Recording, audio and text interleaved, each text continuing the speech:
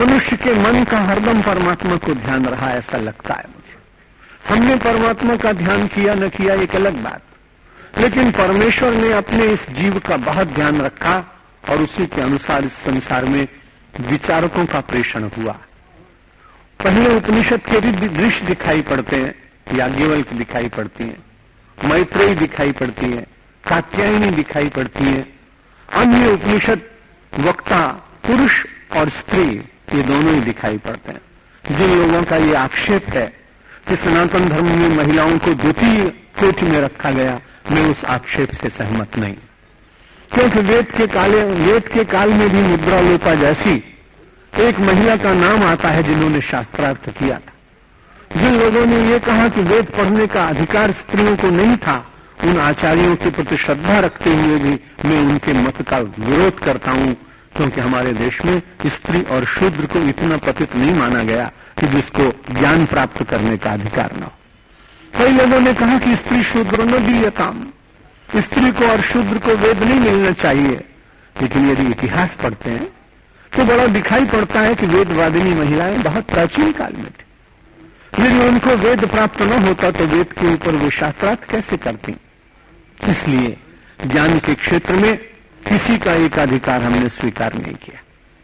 जिसमें योग्यता है, जिसमें पात्रता है, जिसमें जिज्ञासा है, जिसमें साधना है, जिसमें उसे प्राप्त करने की ललक है, जिसके भीतर उसे प्राप्त करने के लिए लौकिक स्वार्थों को छोड़कर परमार्थ के पथ पर चलते हुए तपश्चर्या को वर्ण करने का दृढ़ विचार है, वह ऐसा कोई भी व्यक्ति रहा हो, उसे हम सब लोगों ने ज्ञान दान का अधिकारी माना है। वाणी अर्चन का सबसे पहला अंग है, इसलिए उन्होंने कहा कि वाणी गुणानुकथने, वाणी की से अर्चना करिए।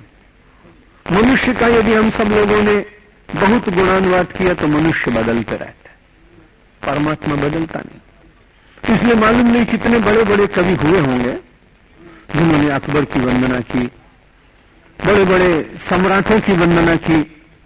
संस्कृत का एक बड़ा विद्वान हुआ, उसने वंदना की, उस समय उसको जरूर पुरस्कार मिला होगा, लेकिन उस कवि का नाम भी मुझे मालूम नहीं और बहुतों को मालूम नहीं, क्योंकि लौकिक व्यक्तियों की वंदना बहुत थोड़े काल तक जीती है और अलौकिक परमात्मा की वंदना में समर्पित किए गए शब्द कई कई सदियों तक सोए हुए मन को जगाते हैं, पापी मन को प्रेरणा देते हैं, वासना से ग्रसित मन को पवित्रता की ओर चलने का विचार देते हैं। तो कोई ऐसा बड़ा कवि बीच में हुआ और वहां दिल्ली में अंग्रेज सम्राट का सम्मान करने के लिए और बहुत बड़ी सभा बुलाई गई। जब बहुत बड़ी सभा आई तो उसके बाद उसमें सबने अपनी अपनी बातें की, तो उसने सोचा सबसे बड़ी बात कहनी चाहिए, जो मुझसे अच्छी कोई बात न कह सके। इसलिए उसने कहा दिल्ली ईश्वरो वा जगदीश्वरो वा, जो दिल्ली का ईश्वर है वही जगदीश्वर। उसने अपनी वाणी का ऐसा उपयोग किया कि तत्कालीन सम्राट के लिए उसने जगदीश्वर जैसा उसको मान लिया, लेकिन न उसकी वो कविता जीवित रही और न उस कवि का नाम शेष रहा।